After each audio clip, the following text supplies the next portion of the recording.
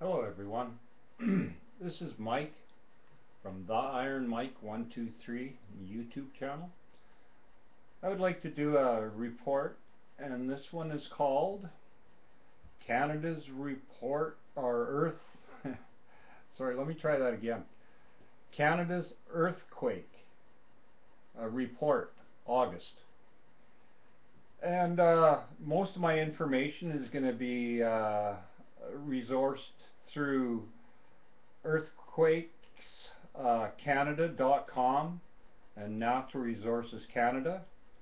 I'd like to say a special thanks to Allison. She's a seismologist, or he, I'm not sure. He or she, sorry. And so I'd like to carry on. This is a non-profit free media report. And all the information is only meant to inform, to help and prepare. These are going to be a weekly report starting August 27th, 2012. And any major earthquakes, anything more than a 4.5, I will do automatic updates if you're subscribed to my channel. Um, Other than that, there'll be simply I'll put out a weekly update for the public. And this is all about the public. We. Okay. I'll carry on here. I'd like to do a quick, just to give you a quick update on through the Natural Resources Canada. They have a video out, and it basically gives you a quick rundown on what's going on the British Columbia coast, the west coast. And I also will do reports in Ontario and in that surrounding area, because I noticed there's a lot of earthquakes over there too. So you will not be forgotten. Okay. Just a second. No, it's all good. Thank you for your patience. So this first video, just be sound right now. I'll try to get the proper connections here so you can watch what's going on in the future. And we're working on that. We're on a small budget here, so no budget. So we got to work with what we got for the time being until I have a little, I'm getting some people to help me present this a little better. Thank you.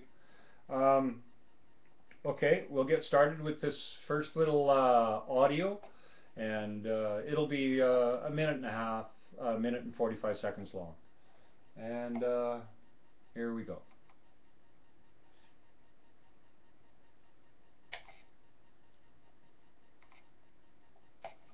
There we go.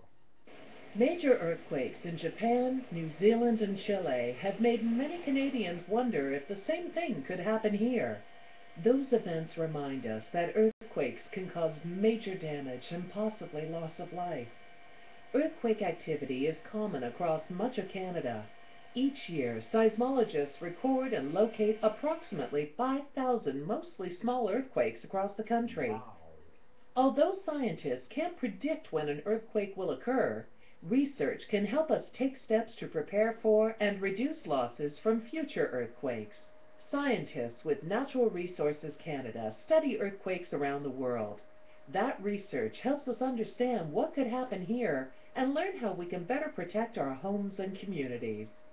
Earthquake research is important to modern building codes, helping us create structures to withstand earthquake hazards. This is particularly important on the coast of British Columbia. The Pacific Coast is part of the Pacific Ring of Fire and is the most earthquake-prone region in Canada. In fact, earthquakes occur every day on the West Coast. In the offshore region to the west of Vancouver Island, more than 100 earthquakes of magnitude 5 or greater have occurred during the past 70 years. If these are near land, the shaking would be quite unsettling, with dishes falling off shelves and minor damage occurring. Every 250 to 850 years, There's evidence of giant earthquakes of approximately 9 occurring off the west coast. These large megathrust earthquakes can cause extensive damage to urban areas and are similar to the one that struck Japan in March 2011. In February 2010, a subduction earthquake hit the coast of Chile. Chile. Okay, so that was just a brief info for general information on what's going on our coast of BC, and so the west coast, and it seems to be the most active. So we'll do a little bit more. So I see that we have I see we got a bit of a problem in the building code. It wasn't it wasn't sufficient for the old buildings to withstand any kind of earthquake because of your structure, how it was built. And there are building codes out there to get your house more in tune with an earthquake, so it'll take some shaking, etc. Um, One thing I've noticed, and there's a fair bit of information on it, is if your house has a very good foundation and your house is evenly distributed on that foundation, your house is going to survive much better than if you're sitting on any type of block or uneven weight distribution of your foundation. Say, I would say a bad case scenario would be a trailer, a mobile home sitting on blocks, right?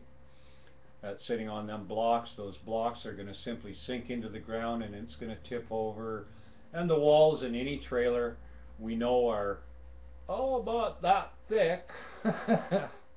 You couldn't call it a 2x4. I think it's a 1 3/4 by, yeah, it's not very big. Anyway, structurally unsound will not take any type of serious earthquake. So I would say at that point, get out of your trailer if you feel it's fairly severe. If it starts shaking hard, outdoor. Get away from the trees, walls, everything out in an open area so you're safe. Telephone poles, wires, be aware, right? Okay, so we'll go on to a little bit of page 2, and I'm afraid this is going to be a two-part video. I can't stick it all in one because we have quite a bit to cover on this first video, just more or less getting in touch with all what's going on. So now we'll go to trying to understand the forces and where they come from in an earthquake. There's a guy out there. His name is Bug, and he has a website on YouTube, Believers Underground, and I feel that he's really got a grasp on what's going on as far as pressures on our Earth and why they're there and what's happening. It's got to do with the Pacific and the Atlantic ice sheets melting, in turn distributing that weight to the outer side of the Earth, putting pressure on it.